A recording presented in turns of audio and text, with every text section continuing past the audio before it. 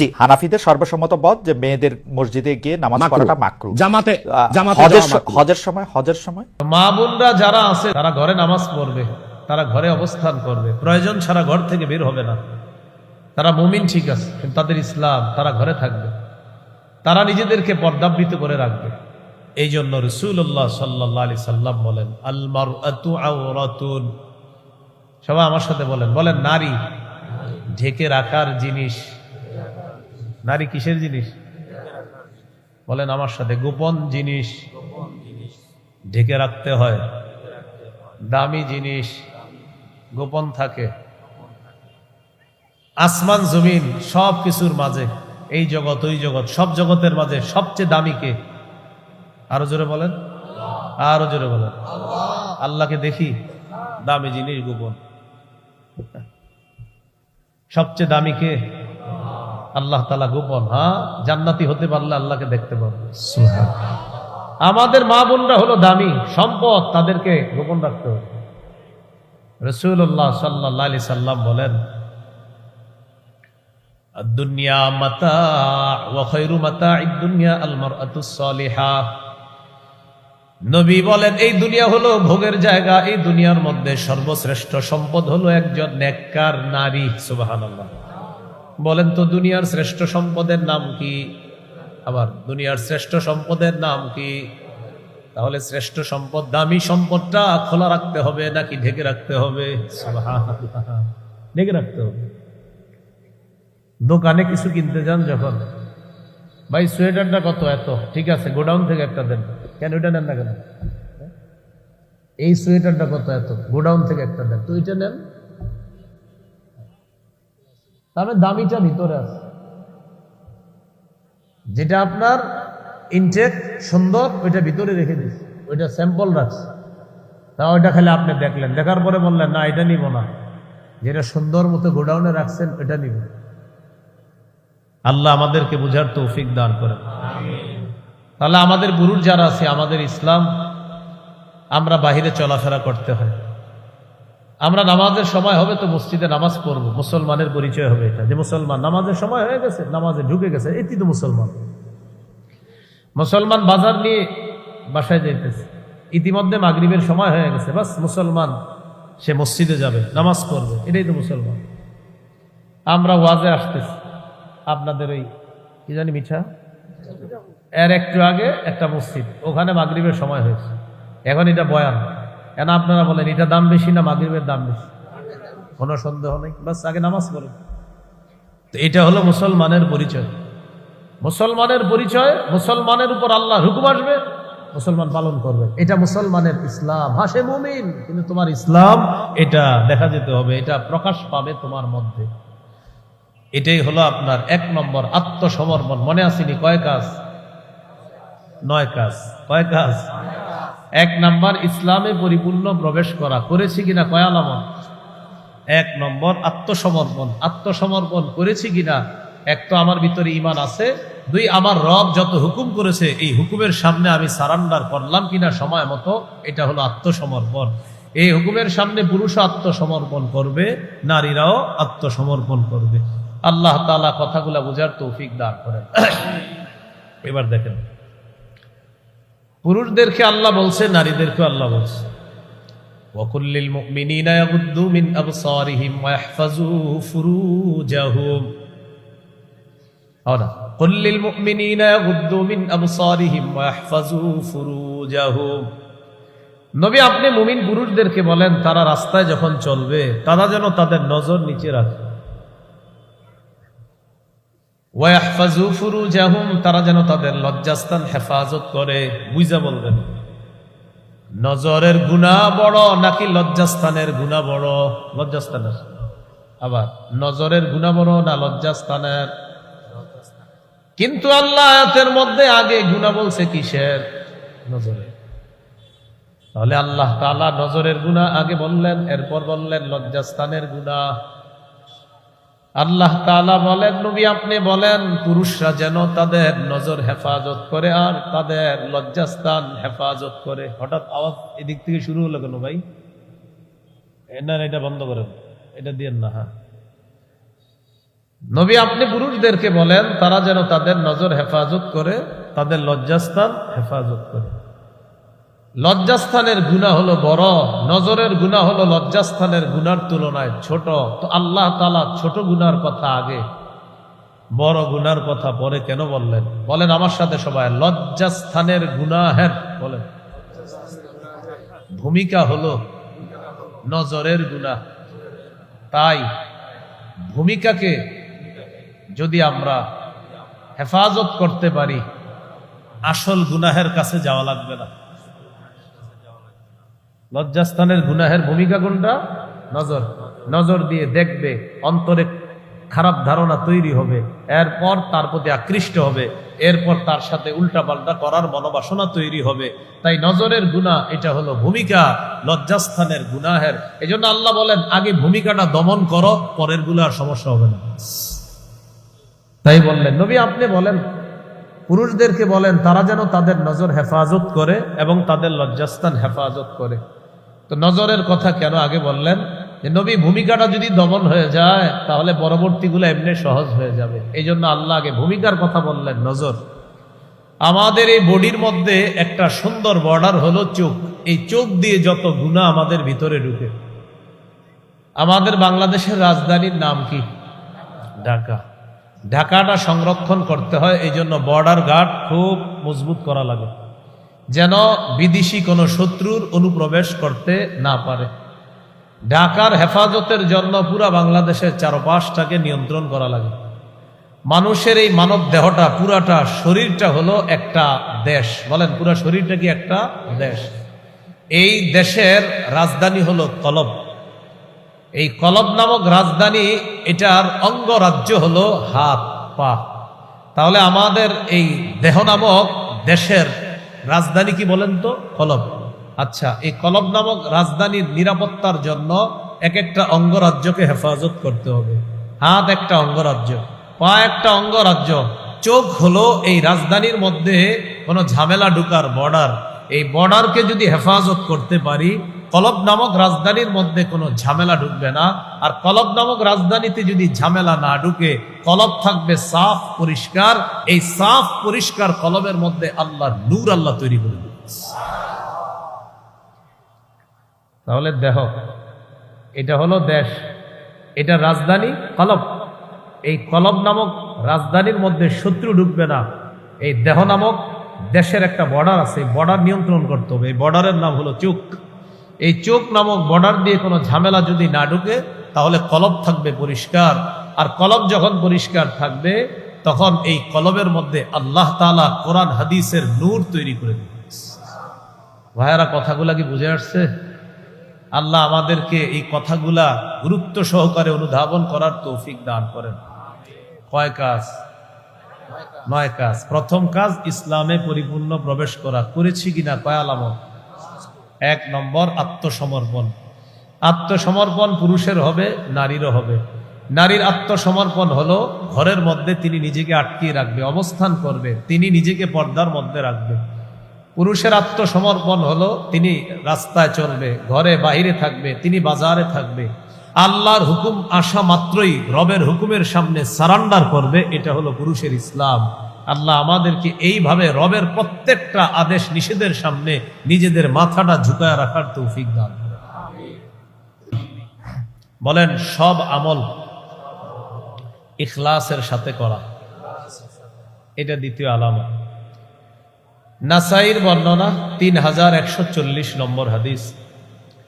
এই হাদিসের মধ্যে আসছে রাসূল সাল্লাল্লাহু আলাইহি সাল্লামকে প্রশ্ন করলেন, আরাআইতা রাজুলান গাযা ফি সাবিলিল্লাহি ইয়ালতামিসুল আজরা ওয়াদ যিকরা ফামা লাহু ইয়া রাসূলুল্লাহ। ইয়া রাসূলুল্লাহ, এক ব্যক্তি আল্লাহর রাস্তায় লড়াই করে, এই ব্যক্তির উদ্দেশ্য হলো দুইটা। 1 নাম্বার, লোকটা আল্লাহর কাছ থেকে সওয়াব কামাই করবে। 2 নাম্বার, মানুষ যেন তাকে বড় বাহাদুর বলে, মানুষ যেন তাকে বলে সে বড় মুজাহিদ। এই 2 নিয়তে সে লড়াই করছে। 1 নাম্বার সওয়াব কামাই করবে, 2 নাম্বার মানুষ তাকে বলবে বড় বাহাদুর। ফামা লাহু ইয়া রাসূলুল্লাহ, হুজুর সে কি সওয়াব পাবে? নবীজি বললেন লা শাইআ লাহু, সে কিছুই পাবে না। আ'আদাহা সালাসা মাররাত। এই প্রশ্নটা আল্লাহ নবীকে 3 বার করলেন। নবী 3 বার বললেন লা শাইআ লাহু, লা শাইআ লাহু, লা শাইআ লা। সে কিছুই পাবে না, সে কিছুই পাবে না, সে কিছুই পাবে না। হাদিসের শেষে নবী বলেন ইন্নাল্লাহা লা ইয়াকবালু মিনাল আমাল ইল্লা মা কানা লাহু খালিসা। আল্লাহ তাআলা কোনো আমল ততক্ষণ কবুল করেন না যতক্ষণে আমলটা ইখলাসের সাথে না হবে। এবার আমরা সুন্দর 2টা বাংলা শিখব। বলেন খাঁটি, বিশুদ্ধ।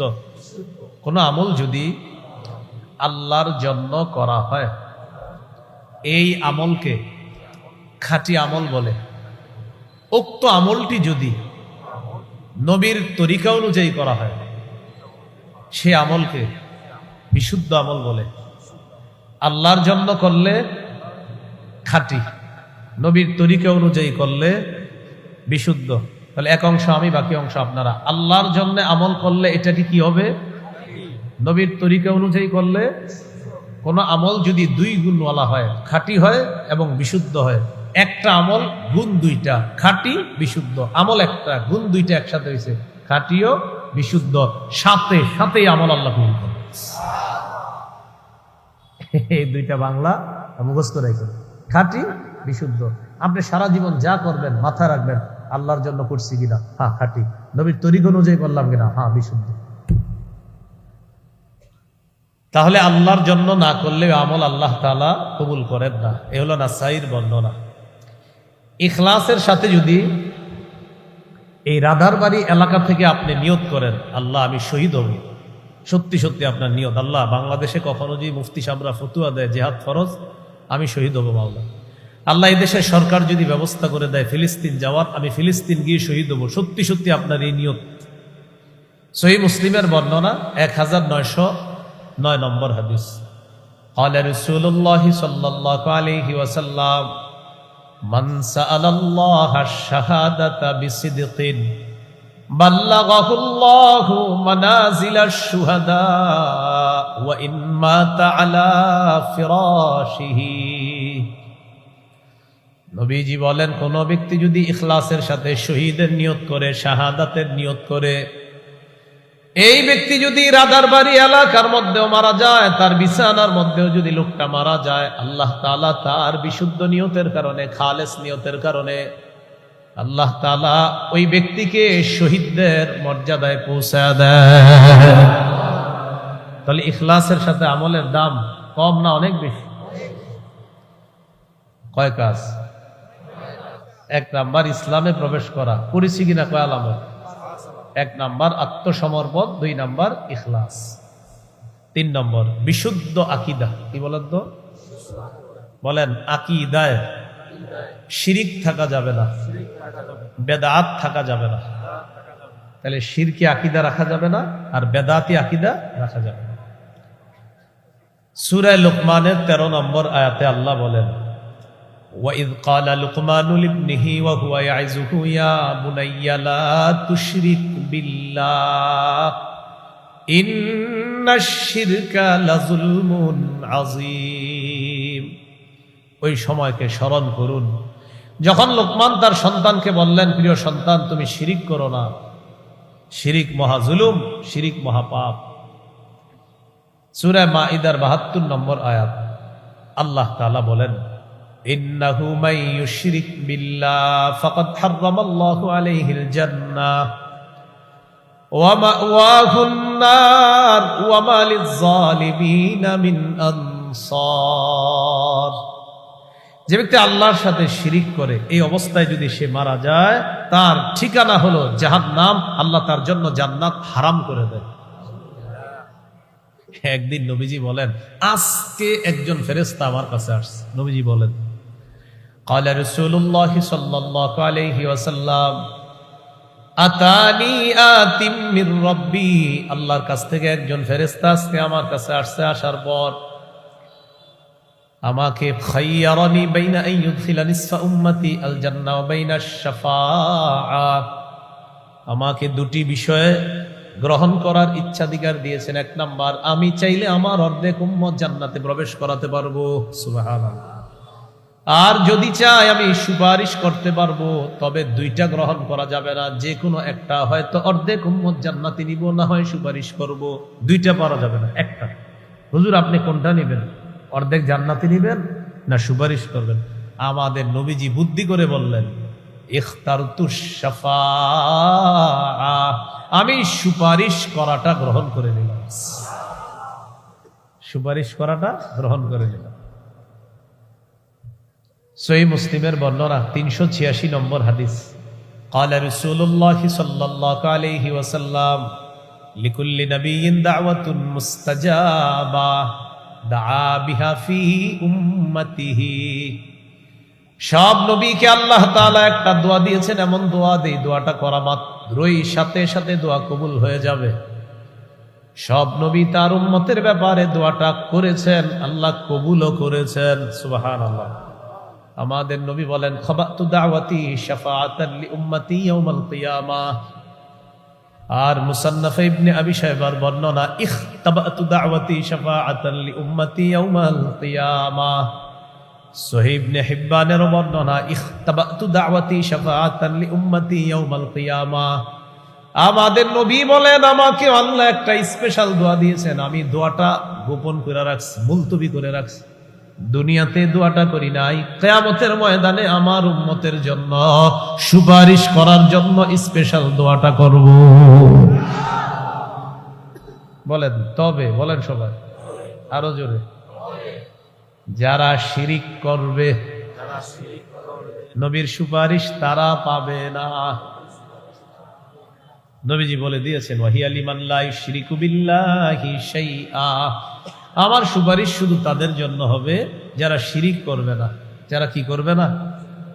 প্রিয় মাদারীপুর রাধারবাড়ির এলাকার মানুষ, হাতে পায়ে ধরে বলি, জীবনে একটা কাজ স্বপ্নেও করেন না, শিরিক। মানে স্বপ্নে করলে যদিও আপনার কিছু হবে না, কথার কথা। আল্লাহরে বলবেন, আল্লাহ আমি তো জানা সত্ত্বে শিরিক করব না, আল্লাহ অজানা সত্ত্বেও যেন শিরিক না করি মাওলা, আর আমি যেন স্বপ্নেও শিরিক না করি। এইভাবে আল্লাহরে বলবেন যে আল্লাহ আমি যেন স্বপ্নেও শিরিক না করি। তো স্বপ্নে শিরিক তো এটা তো আপনার নিয়ন্ত্রণে না, এটা গুনাহ হবে না। কিন্তু আপনি বলবেন, আল্লাহ আমি যেন স্বপ্নেও শিরিক না করি। এই খালি এতটুকু আকীদা নিয়ে মারা যান, ইনশাআল্লাহ জান্নাতে যাবেন। সহিহ বুখারীর 44 নম্বর হাদিস। ক্বালা রাসূলুল্লাহ সাল্লাল্লাহু আলাইহি ওয়াসাল্লাম, ইয়াখরুজু মিনান নার মান ক্বালা লা ইলাহা ইল্লাল্লাহ ওয়া ফি কলবিহি ওয়াজনু বুররাতিন মিন খায়র ওয়া ফি কলবিহি ওয়াজনু শাঈরাতিন মিন খায়র ওয়া ফি কলবিহি ওয়াজনু যাররাতিন মিন খায়রিন আই মিন ঈমান। নবী বলেন, যার অন্তরে গম পরিমাণ, জব পরিমাণ, সরিষার দানা পরিমাণ খাঁটি ঈমান থাকবে, আর যদি ওই ব্যক্তি এই অবস্থায় মারা যায়, ওই ব্যক্তির আকীদা হলো আল্লাহ ছাড়া কোনো ইলাহ নাই, এই কথার মধ্যে কোনো শিরিক করে না। নবী বলেন, আমি বলে দিলাম সে একদিন জাহান্নাম থেকে বের হয়ে ওই সরিষা পরিমাণ পিওর ঈমানের কারণে একদিন আল্লাহর জান্নাতে প্রবেশ করবে। সহিহ বুখারী 1237 নম্বর হাদিস। জিবরিল আমিন আসার পর রাসূলুল্লাহ সাল্লাল্লাহু আলাইহি সাল্লামকে বললেন, বাশশির উম্মাতাকা আন্নাহু মান মাতা মিন উম্মাতিকা লা ইউশরিকু বিল্লাহি শাইআ দাখালাল জান্নাহ। জিবরিল আমিন আসার পর কয়, হাবিব আপনি আপনার উম্মতকে বলে দেন, যারা শিরিক না করে মারা যাবে, আল্লাহ তাদেরকে সুসংবাদ দেওয়ার জন্য আমি জিবরিলকে পাঠিয়েছে, আপনি তাদেরকে জান্নাতে প্রবেশের সুসংবাদ জানায়া দেন। তাহলে বলেন সবাই একটু কিছুক্ষণ বলি, বলেন শিরকি কথা বলবো না, শিরকি কথা শুনবো না, শিরকি আকীদা রাখবো না, শিরকি কাজ করব না, শিরিকের আস্তানার কাছে যাব না। এটা কি বুঝে শুনে বলছেন? আসেনি? আছে আছে আসলে যায় না, যায় না। তাহলে শিরকি কথা বলবো না, শিরকি কাজ করব না, শিরকি আকীদা রাখবো না, শিরকি কথা শুনবো না, শিরিকের আস্তানার কাছেও যাব না। আল্লাহ কথাগুলা মনে রেখে আমলে আনার তৌফিক দান করে। এই গেল আপনার বিশুদ্ধ আকীদায় শিরিক রাখা যাবে না। আর একটা হলো আকীদায় বেদাত রাখা যাবে না। কি রাখা যাবে না? বলেন। বেদাত দেখতে যতই সুন্দর হোক, আমরা কখনোই বেদাত করব না ইনশাআল্লাহ। মাহফিলকে কেন্দ্র করেও বেদাত করব না। বলেন সবাই, সবাই বলেন। কোন ঝিকঝাক বেদাতও করব না। বলেন।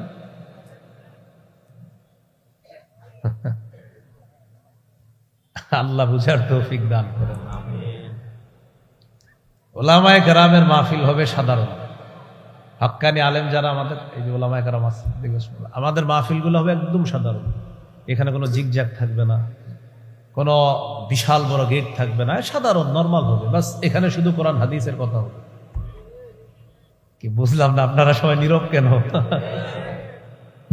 ভবিষ্যতে মনে রাখার তৌফিক দান করে। আমিন।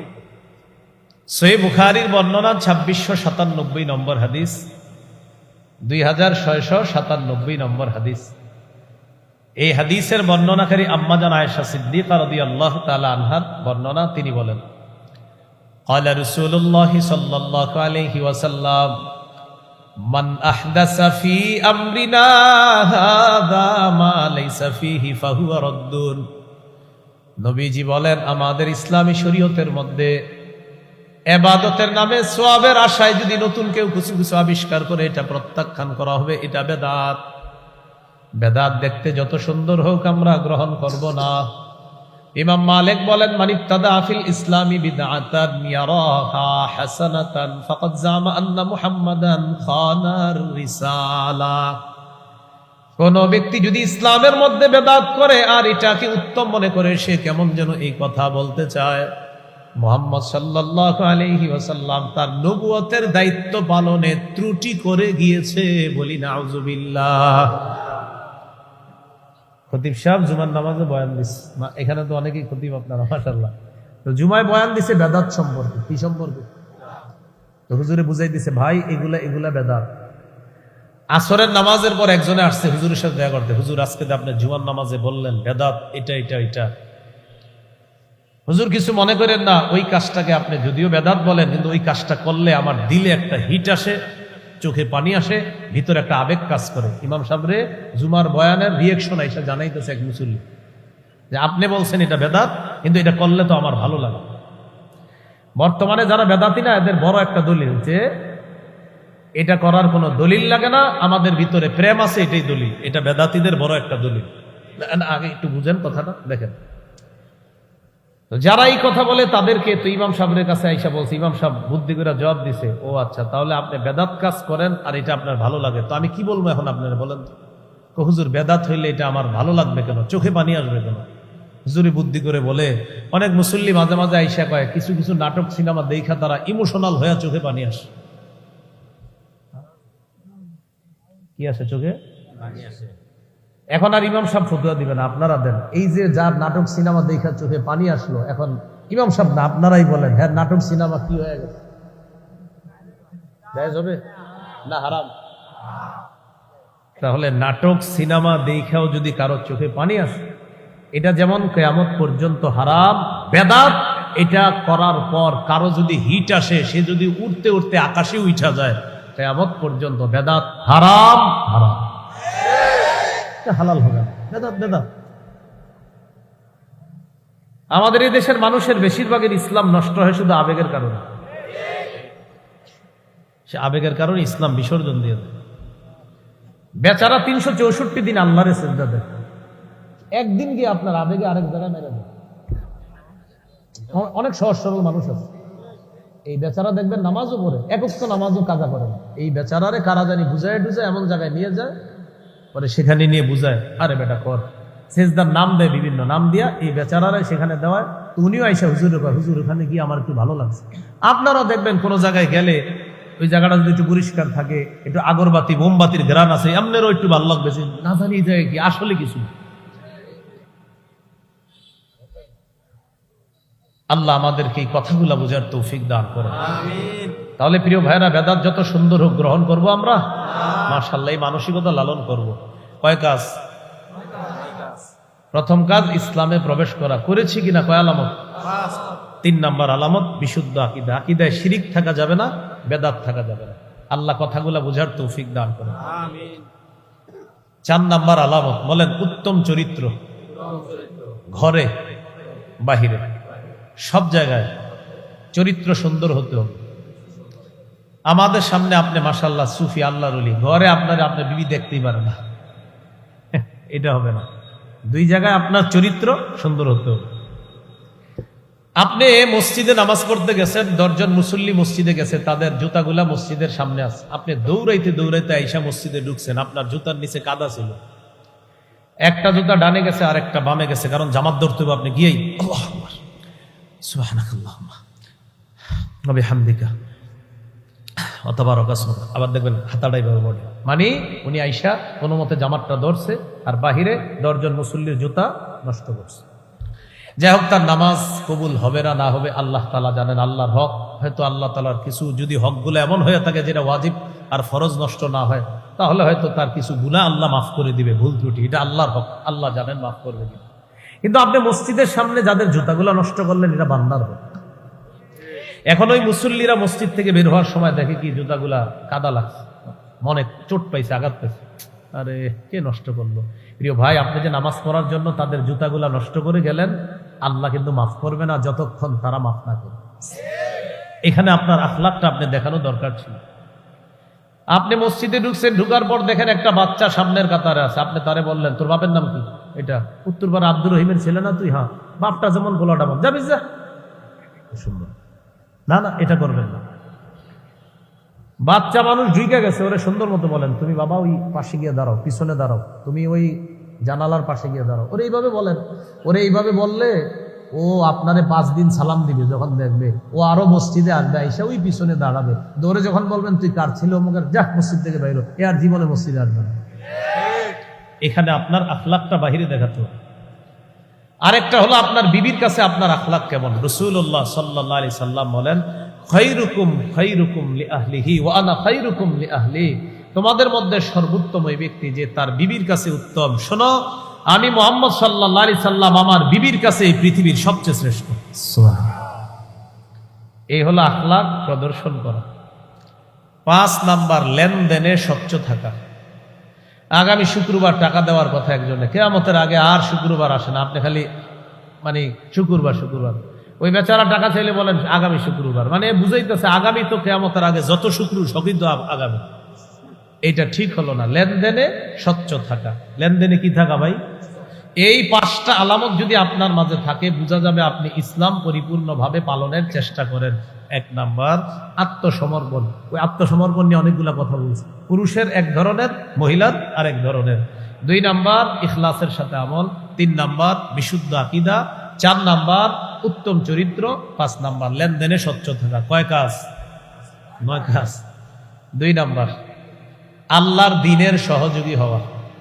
সূরা মুহাম্মদের 7 নম্বর আয়াতে আল্লাহ বলেন ইন তানসুরুল্লাহ ইয়ানসুরকুম, যদি তোমরা আল্লাহর দ্বীনের সহযোগিতা করো আল্লাহ তোমাদেরকে সাহায্য করবে। 3 নাম্বার আমি সংক্ষেপে বলি, বলেন ভ্রাতৃত্বের সম্পর্ক জোরদার করা। আমাদের মাঝে মতভেদ হতে পারে, এই মতভেদ যেন বিভেদের কারণ না হয়। আমাদের মতের অমিল মনের অমিলের কারণ যেন না হয়। একজনে আমিন জোরে বলে, আরেকজন আস্তে বলে। মাসালা হলো যেই এলাকায় নবীর যেই সুন্নাহের উপর বেশি আমল হয়, ওলামায়ে কেরামের অভিমত হলো ওই এলাকায় ওই সুন্নাটার উপর আমল করাটাই সতর্কতা। তো আমাদের এই দেশে আমিন আস্তে বলার উপরই আমল হয় বেশি, এজন্য আস্তে বলাটা এটাই নিরাপদ আর কি। এখন কেউ যদি জোরে বলে ফেলে তার কিন্তু নামাজ নষ্ট হবে না, তার নামাজ হয়ে যাবে, তার এটা বলার কারণে যে সে বড় অপরাধ করেছে এমনও না, কিন্তু আপনি এটাকে কেন্দ্র করে এখন তাকে দেখতে পারেন না, রাস্তায় তারে দেখলে সালাম দেন না। তাহলে একজন আমিন জোরে বলল, আপনি আসতে বললেন, এই ব্যাপারটা কেন্দ্র করে আপনাদের মতের অমিল হলো, একজনের মত হলো আসতে আর একজন জোরে, এই মতের অমিল। এখন মনের অমিলের কারণে আপনি রাস্তায় দেখলে একজন একদিকে আর একজন আরেকদিকে, না এটা তো সঠিক হলো না। এই মঞ্চের মধ্যে দুইজনের বহস হয়েছে, এক পাশে আমাদের আবরার ভাই, রেজাউল করিম আবরার ভাই, আরেক পাশে আরেকজন মনে করেন। তো বহসের মধ্যে মাশাআল্লাহ তারা দুই দলেই যথেষ্ট কোরআন হাদিসের বিদ্যা প্রমাণ পেশ করছে। তো আবরার ভাইয়ের অনুসারী আছি আমরা একদম, আবার পাশে যিনি ছিলেন তারও অনুসারী আছে। অথচ আবরার ভাইয়ের সাথে যার বহস হয়েছে তাদের সাথে মহব্বত ঠিক আছে, জায়গা জায়গা দেখা হয়, তাদের আলিঙ্গন হয়, মোলাকাত হয়, সালাম হয়, মুসাফা হয়, একজন আরেকজনের চা কফি খাওয়াইতেছে। কিন্তু আমরা অনুসারীরা দুই দল দুইজনে দেখতে পারতেছি। কথা কি সঠিক? এটা যেন না হয়। ভ্রাতৃত্বের সম্পর্ক বাড়াতে হবে। আমাদের অধপতনের ৩ নম্বর কারণ, আমরা ভাইয়ে ভাইয়ে দূর হয়ে যাচ্ছি। সূরা হুজুরাতের 10 নম্বর কারণ, 10 নম্বর আয়াতে আল্লাহ বলেন, ইন্নামাল মুমিনুনা ইখওয়া, মুমিনরা পরস্পর ভাই ভাই। বলেন, মুমিনরা পরস্পর ভাই ভাই। আল্লাহ তাআলা আমাদের সকলকে ভাই ভাই হয়ে থাকার তৌফিক দান করুন, আমিন। সহিহ মুসলিমের বর্ণনা 6435 নম্বর হাদিস, রাসূলুল্লাহ সাল্লাল্লাহু আলাইহি সাল্লাম বলেন, লা তাহাসাদু, তোমরা পরস্পর হিংসা করো না। ওয়ালা তানাজাসু, পরস্পর ধোঁকাবাজি করো না। ওয়ালা তাদাবারু, তোমরা পরস্পর একে অপরের ক্ষতি করার জন্য আড়ালে শত্রুতা করো না। ওয়ালা তাবাগাদু, বিদ্বেষ পোষণ করো না। ওয়ালা ইয়াবি' বা'দুকুম আলা বাই'i বা'দিন, একজনের কেনাবেচা চলাকালীন আরেকজন ক্রয় বিক্রয় করবা না। ওয়া কুনু ইবাদাল্লাহি ইখওয়ানা, ও আল্লাহর বান্দারা তোমরা সবাই ভাই ভাই হয়ে যাও।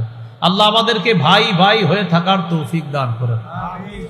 বিদায় হজের ভাষণে রাসূল সাল্লাল্লাহু আলাইহি সাল্লাম বলেন, তাআলামনা আন্না কুল্লা মুসলিমিন আখুন লিল মুসলিম, শোনো আমি নবী ঘোষণা করে গেলাম, কিয়ামত পর্যন্ত মুসলমানকে আমি নবী বিদায় হজের ভাষণে এক মুসলমানকে আরেক মুসলমানের ভাই বলে আমি ঘোষণা করব। আমাদের এই সম্পর্কটা বাড়াতে হবে যদি আমরা আমাদের গৌরব ফিরিয়ে আনতে চাই। 3 নাম্বার, আমরা ভাই ভাইয়ের সম্পর্কটা বাড়াতে হবে। 4, বলেন পারস্পরিক ঝগড়া কমিয়ে আন্তরিকতা বাড়ানো। তাকান, 1 2 3 4, আমরা 4 জনে গতকালকে এক দল ছিলাম। 4 জনে মিলে এক দল ছিলাম। শক্তি কম না বেশি? আজকে আমরা ঝগড়া হয়েছে, 4 জনে 4 দল হয়ে গেছে, শক্তি কমে গেল। ইদানিং আমরা দেখতেছি আলহামদুলিল্লাহ ইসলামী দলগুলা এক হওয়ার একটা প্রচেষ্টা। এটা বেশি করে দোয়া করেন যেন এক হয়ে যায়। প্রয়োজনে নফল রোজা রাখেন, প্রয়োজনে নফল নামাজ পড়েন, যে আল্লাহ এই বৈঠক যেন শুধু বৈঠকই না হয়, আল্লাহ এই বৈঠক যেন তাদের মধ্যে ঐক্যের দরজা খুলে দেয়। আল্লাহ আপনি তাদের সব মুসলমান ইসলামী দলগুলাকে এক বানায় দেন, আমিন। তাহলে পারস্পরিক ঝগড়া কমিয়ে আন্তরিকতা বাড়াতে হবে। আল্লাহ তাআলা বলেন, ওয়া আতিউল্লাহা ওয়া রাসূলাহু ওয়া লা তানাযাউ ফাতাফশালু ওয়া তাযহাবা রিহুকুম। আল্লাহ তাআলা বলেন, তোমরা আল্লাহর আনুগত্য করো, রাসূলের আনুগত্য করো। ওয়ালা তানাযাউ, পারস্পরিক ঝগড়া বিবাদ করবা না, পরস্পর ঝগড়া করবা না। যদি ঝগড়া করো ফাতাফশালু, তোমরা দুর্বল হয়ে যাবা। ওয়া তাযহাবা রিহুকুম, তোমাদের শক্তি খর্ব হয়ে যাবে। ওয়াসবিরু, ধৈর্য ধারণ করো। ইন্নাল্লাহা মা'আস সাবিরিন, ধৈর্যশীলদের সাথে আল্লাহ তাআলা আছে। সূরা আনফালের 46 নম্বর আয়াতে আল্লাহ তাআলা বলেন, তোমরা আল্লাহর আনুগত্য করো, রাসূলের আনুগত্য করো। ওয়ালা তানাযাউ, পরস্পর ঝগড়া করো না। যদি করো ফাতাফশালু, তোমরা দুর্বল হয়ে যাবে। ওয়া তাযহাবা রিহুকুম, তোমাদের শক্তি খর্ব হয়ে যাবে। আমরা 4 জন এক দলে ছিলাম, ঝগড়া করলাম, 4 দল হয়ে গেছি। শক্তি একসাথে থাকছে যখন, তখন ছিল বেশি। 4 জন 4 দল হয়ে গেলাম, শক্তি কমে গেল। এটা আমাদের অধপতনেরও একটা কারণ। তাই আমাদের 4 নাম্বার কাজ, পারস্পরিক ঝগড়া কমিয়ে আন্তরিকতা বাড়াতে হবে। রাসূলুল্লাহ সাল্লাল্লাহু আলাইহি সাল্লাম বলেন, কিছু ক্ষেত্রে ঝগড়া করার যদি প্রয়োজনও থাকে তাও ঝগড়া ছাইরা দিও, ঝগড়া করো না। নবীজি বলেন, আনা যাইমুন বিবাইতিন ফি রাবাজিল জান্নাহ লিমান তারাকাল মিরা ওয়া ইন কানা মুহিক্কা। আবু দাউদ 4800 নম্বর হাদিস। যে ব্যক্তি ঝগড়া সঠিক হওয়া সত্ত্বেও ঝগড়া পরিহার করে, মানে ঝগড়াটা এই জায়গায় রাইট আছে করাটা, এরপরও পরিহার করে, আমি নবী জান্নাতের সীমানার মধ্যে তার জন্য একটা ঘরের জিম্মাদার হয়ে গেলাম। 5 নাম্বার, বলেন দুনিয়ার বিলাসিতা বর্জন করা। বলেন আমরা হালাল ভাবে দুনিয়া কামাবো, আখেরাত সামনে রেখে। দুনিয়া কামাই করতে গিয়ে আখেরাত ভুলে যাওয়া মানে দুনিয়ার বিলাসিতায় মত্ত হওয়া। তাহলে দুনিয়া হালাল ভাবে কামাই করবেন, সমস্যা নেই, কিন্তু আখেরাত সামনে রাখা। বলেন সাধারণত 8টা জিনিস আমাদেরকে আল্লাহর থেকে, রসুল থেকে, আখেরাত থেকে দূরে সরায়া দেয়। সূরা তাওবার 24 নম্বর আয়াতে আল্লাহ বলেন, ইন কানা আবাউকুম ওয়া আবনাউকুম ওয়া ইখওয়ানুকুম ওয়া আজওয়াজুকুম ওয়া আশিরাতুকুম ওয়া আমওয়ালুন ইকতারাফতুমুহা ওয়া তিজারাতুন তাখশাউনা কাসাদাহা ওয়া মাসাকিনু তারদাউনাহা আহাব্বা ইলাইকুম মিনাল্লাহ ওয়া রাসূলিহি। আল্লাহ বলেন, যদি তোমাদের মা বাবা, যদি তোমাদের সন্তান, যদি তোমাদের স্ত্রী, যদি তোমাদের ভাই বোন, যদি তোমাদের পরিবার, যদি তোমাদের সম্পদ, যদি তোমাদের ব্যবসা, যদি তোমাদের বাসস্থান আল্লাহর চেয়ে বেশি প্রিয় হয়, রসুলের চেয়ে বেশি প্রিয় হয়, জিহাদের চেয়ে বেশি প্রিয় হয়, অপেক্ষা করো আযাবের। বলেন নাউযুবিল্লাহ। তাহলে দুনিয়া কামাই করা দোষণীয় না, কিন্তু আখেরাত ভুলে যাওয়া দোষণীয়। রাসূলুল্লাহ সাল্লাল্লাহু আলাইহি সাল্লাম বলেন, লাউ কানাতিদ দুনিয়া তাদিলু ইনদাল্লাহি জানাহা বাউদাতিন মা সাকা ফিহা কাফিরান শারবাতা মা। এই দুনিয়ার মূল্য যদি আল্লাহর কাছে মাছির ডানা পরিমাণ হতো, আল্লাহ তাআলা একজন কাফেরকে এক ঢোক পানি পান করতে দিতেন না। 6 নাম্বার গুরুত্বপূর্ণ কথা, বলেন অধিকার আদায়ের লড়াই অব্যাহত রাখা। মুসলমানদের জোরে জোরে জোরে, মুসলমানদের অধিকার আদায়ের লড়াইয়ের নাম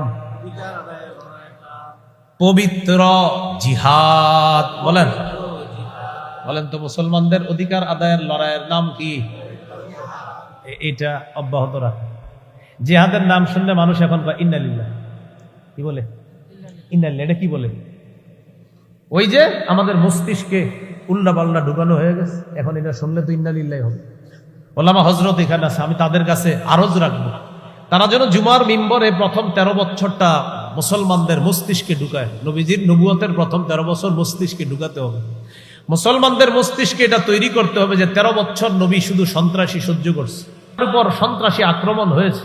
13 বছর পর সূরা হজের 39-40 আয়াতে আল্লাহ বলেন, উযিনা লিল্লাযীনা ইউকাতালুনা বিআন্নাহুম যুলিমু। অনেক সহ্য করছেন, আর না, এবার জিহাদের মাধ্যমে পাল্টা জবাব দেন। সন্ত্রাসী 13 বছর হলো, জিহাদের মাধ্যমে ওই সন্ত্রাস দমনের বিধান আল্লাহ দিলেন। ওই 13 বছর আগে আলোচনা করতে হবে। সুশীলরা কি করে, টেলিভিশনের টক শোতে গিয়ে নবীর 10 বছরের জীবনীটা আলোচনা করে বলে এই নবী নাকি শান্তির নবী, উনি তরবারি নিয়ে জিহাদে গেছে। সুশীলরা কি করে, 10 বছরের আলোচনাটা করে মদিনার জীবনের। আপনি বলবেন, প্রিয় সুশীল, আগে 13 বছরের আলোচনাটাও করেন। সুশীল করবে না কেন? যদি করে তার প্রেতাত্মা আবু জাহেল উতবা সাহেবাদের পরিচয় পেয়ে যাবে। এই জন্য ওই অংশটা করে না। এই জন্য মসজিদের মিম্বার থেকে মানুষের মাথায় প্রথম 13 বছর ঢুকাতে হবে, এরপর 10 বছরের বিধান কথা বলতে হবে। অধিকার আদায়ের লড়াই জিহাদ। জিহাদের নিয়ত সবার থাকতে হবে, না থাকলে মুনাফিকি মৃত্যু। রাসূলুল্লাহ সাল্লাল্লাহু আলাইহি সাল্লাম বলেন, মান মাতা ওয়া লাম ইউজাহিদ ফি সাবিলিল্লাহ আও লাম ইউহাদ্দিস ফি নাফসিহি মাতা আলা শু'বাতিন মিনান নিফাক। কেউ যদি মারা যায় আর জিহাদের নিয়ত না করে, অথবা জিহাদ না করে বা জিহাদের সংকল্প না করে, সে মুনাফিকি মৃত্যুবরণ করবে। আমাদের সকলের মনে জিহাদের নিয়ত থাকতে হবে। রাসূলুল্লাহ সাল্লাল্লাহু আলাইহি সাল্লাম বলেন, মান কাতালা ফি সাবিলিল্লাহি ফুওয়াকা নাকা ওয়াজাবাত লাহুল জান্নাহ। একবার, দুইবার, উটের দুধ 2 বার এইভাবে পান করতে যতটুকু সময়ের প্রয়োজন, এই পরিমাণও যদি কেউ ইখলাসের সাথে জিহাদ করে, জান্নাত ওয়াজিব হয়ে যাবে। 7 নাম্বার, বলেন একজন যোগ্য শাসক আল্লাহর কাছ থেকে চেয়ে নিতে হবে। একজন যোগ্য শাসক আল্লাহর কাছ থেকে কি করতে হবে? চেয়ে নিতে হবে। যোগ্য শাসকের মৌলিক গুণ হবে 4টা। কয়টা?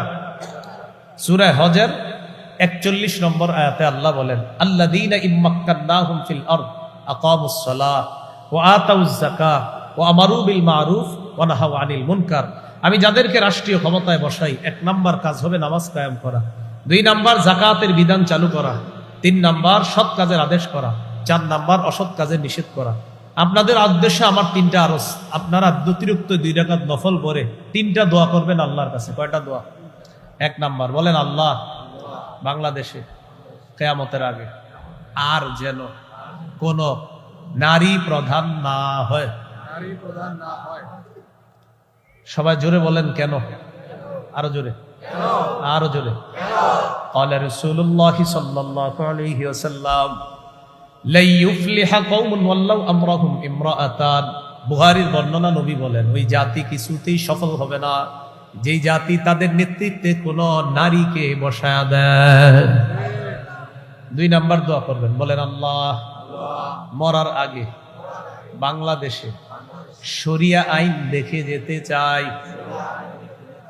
শরিয়া আইন চায় না তারা কোন না কোন অপরাধে, অপরাধী যারা, চোর শরিয়া আইন চায় না, হাত কাটা যাবে। দর্শক শরিয়া আইন চাইবে না, তাকে পাথর মেরে হত্যা করা হবে।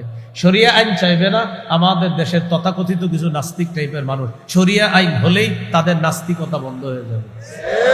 এই জন্য শরিয়া আইন চায় না তারা কোন না কোন অপরাধে অপরাধী যারা। এটা দেয়ালে গেঞ্জির মধ্যে লিখে রাখবেন, শরিয়া আইন চায় না তারা কোন না কোন অপরাধে অপরাধী যারা। 3 নাম্বার দোয়া করবেন, এটা আল্লাহ 4 গুণওয়ালা একজন শাসক আপনি দিয়ে দেন। ওই সূরা হজের 41 নম্বর আয়াতে। 8 নাম্বার সূরা ব্যবস্থার গুরুত্ব বাড়ানো। এটা মসজিদে উলামায়ে কেরাম সূরা ব্যবস্থার ফজিলত সম্পর্কে বুঝাতে হবে জাতিকে। 9 নাম্বার সর্বশেষ, শত্রুকে শত্রু মনে করা, বন্ধু মনে করা যাবে না। কিন্তু আমাদের বদভ্যাস, এক শত্রু ছেড়ে আরেকটাতে ধরি আমরা। এক শত্রু ছেড়ে আরেকটা ধরা মানে বৃষ্টি থেকে বাঁচার জন্য ঝর্ণার নিচে আইসা দাঁড়ানো। কিসের নিচে আইসা দাঁড়ানো? কোত্থেকে? কই আইসা দাঁড়াইছি? এক তাগুতকে ছাইরা আরেক তাগুতকে ধরা মানে বৃষ্টি থেকে বাঁচার জন্য ঝর্ণার নিচে এসে দাঁড়ানো। অবস্থা যা দেখে মনে হচ্ছে এতে ভাগ্য পরিবর্তন হবে না।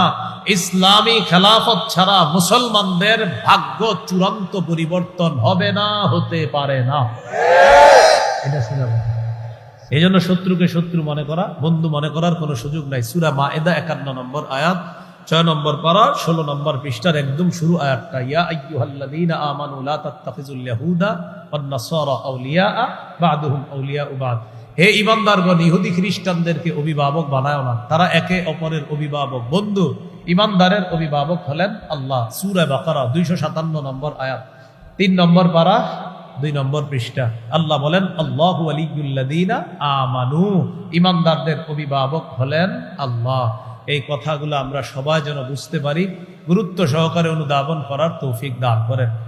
মন দিয়ে শুনেন। 1 নম্বর ইসলামে পরিপূর্ণ প্রবেশ করা, 2 নম্বর আল্লাহর দ্বীনের সাহায্য করা, 3 নম্বর ভ্রাতৃত্বের সম্পর্ক জোরদার করা, 4 নম্বর পারস্পরিক ঝগড়া কমানো, 5 নম্বর দুনিয়ার বিলাসিতা বর্জন করা, 6 নম্বর অধিকার আদায়ের লড়াই অব্যাহত রাখা, 7 নম্বর যোগ্য একজন শাসক আল্লাহর কাছ থেকে চেয়ে নেওয়া, 8 নম্বর শুরা ব্যবস্থার গুরুত্ব, মসজিদের ভিত্তিক আলোচনা, জুমার আলোচনার মাধ্যমে সচেতনতা তৈরি করতে হবে শুরা ব্যবস্থার কতটা গুরুত্ব।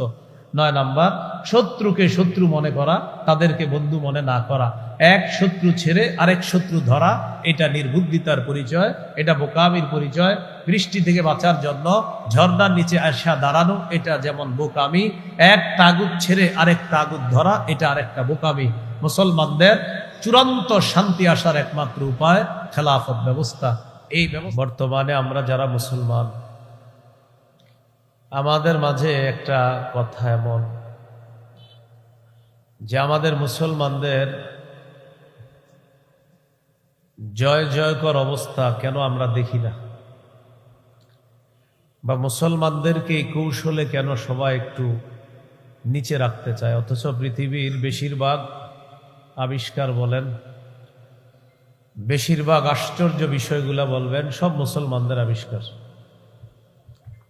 তো এরপরেও মুসলমানদের একটা দুঃখ যে মুসলমানদেরকে কেন সবাই একটু দাবিয়ে রাখতে চায়। আমিও যেমন চাই আপনারাও তেমন চান, সেটা হলো আমরা আমাদের গৌরবময় অতীত এগুলার কথা শুধু আমরা শুনি কিন্তু দেখি না।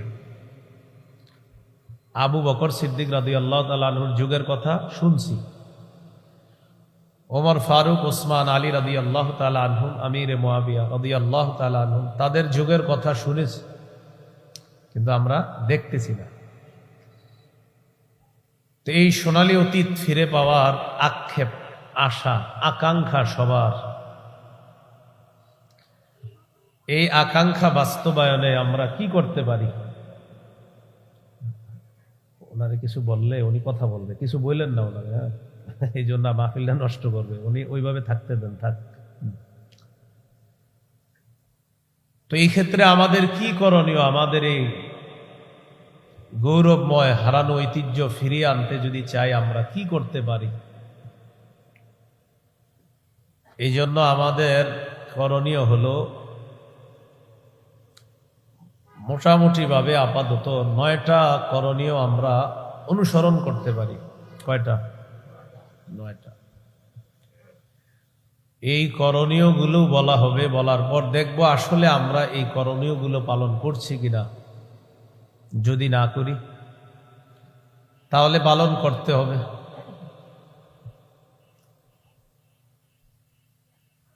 এই করণীয়গুলোর মধ্যে 1 নম্বর করণীয় হলো ইসলামে পরিপূর্ণভাবে প্রবেশ করা। 2 নম্বর করণীয়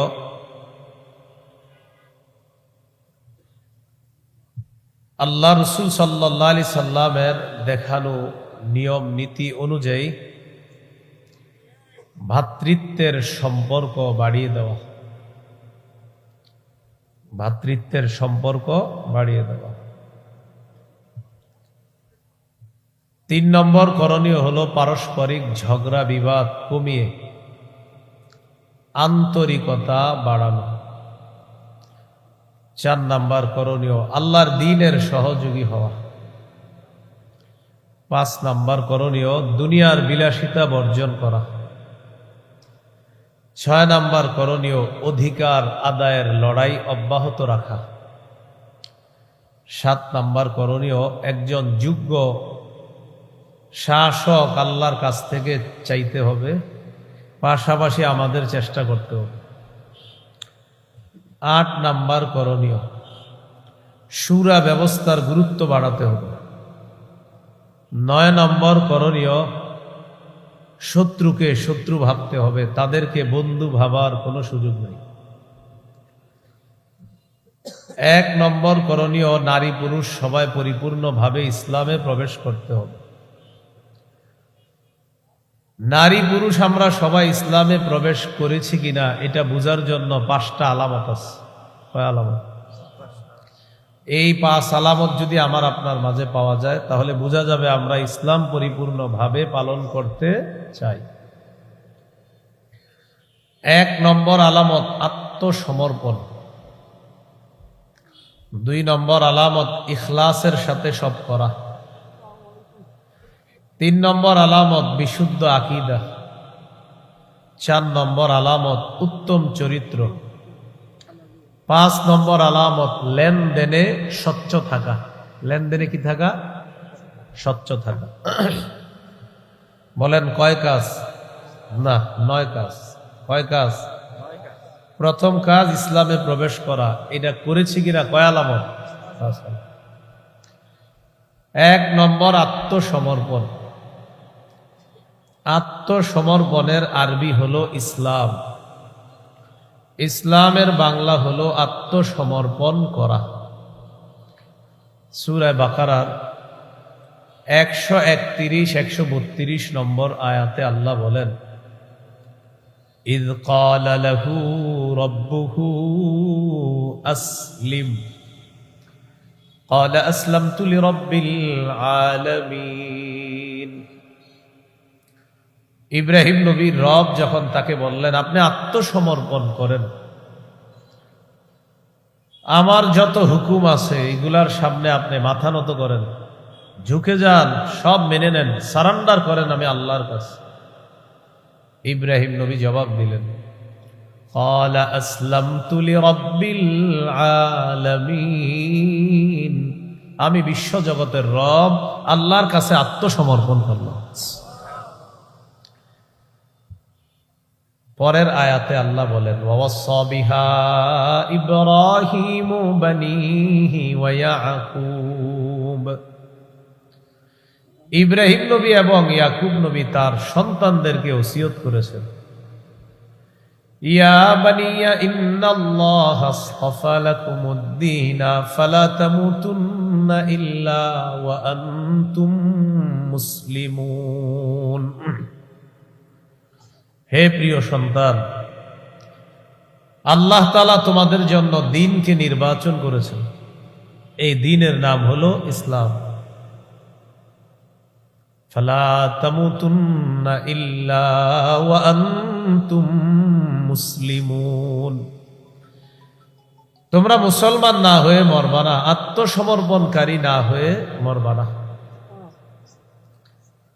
আমাদের মাঝে অনেক মুমিন আছে, কিন্তু মুমিন হওয়ার পাশাপাশি মুসলিমও হতে হবে। মুমিন আপনার ঈমান আছে, ইসলাম আপনি অঙ্গ প্রত্যঙ্গের মাধ্যমে এটা বাস্তবায়ন করেছেন কিনা, এটা ইসলাম। ইসলাম দেখা যাবে।